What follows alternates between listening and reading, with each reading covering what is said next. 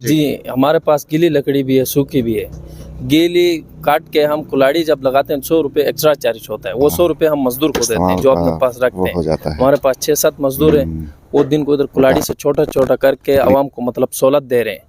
और delivery system भी हमारे पास, जो हमें कॉल करे कस्टमर कि भाई लकड़ भेजो, तो हमारे पास अपना रक्षा है, रक्षे के ज़रिए उन तक पहुंचाते हैं। गीली लकड़ी खुबानी की, सूखी और गीली रेट एक ही है, क्योंकि खुबानी ज़्यादा इस्तेमाल होता है, उसका कोयला सख्त बनता है। तूत गीली 1000 का हम कुल्हाड़ी लगा के छोटा करके देते हैं। सूखा 1300 1250 को जब कुल्हाड़ी लगा के हम तूत का देते हैं। और हमारे पास 5-6 किस्म का लकड़ है।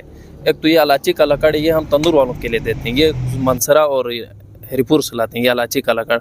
बाकी ये तूत हो गया, खुबानी, ये लकड़ लोकल लकड़ है, दियामर इलाके से, ज़्यादातर दियामर इलाके से आता है। उसके बाद जुगलोट एरिया उधर से ये लोकल लकड़ आता है।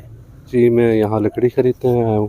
ये यहाँ एक अच्छी सहूलत इस कारखाने में मौजूद है। यहाँ आपको मतलब जिस साइज़ की आप चाहें ये लोग काट के आपको लकड़ी मुयस्सर करते हैं। तो ये एक अच्छा इनिशिएटिव है इनकी तरफ से।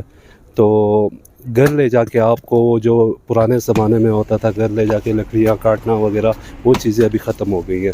अभी आपको बनी बनाई लकड़ियाँ कटी हुई यहाँ से मिल जाती है।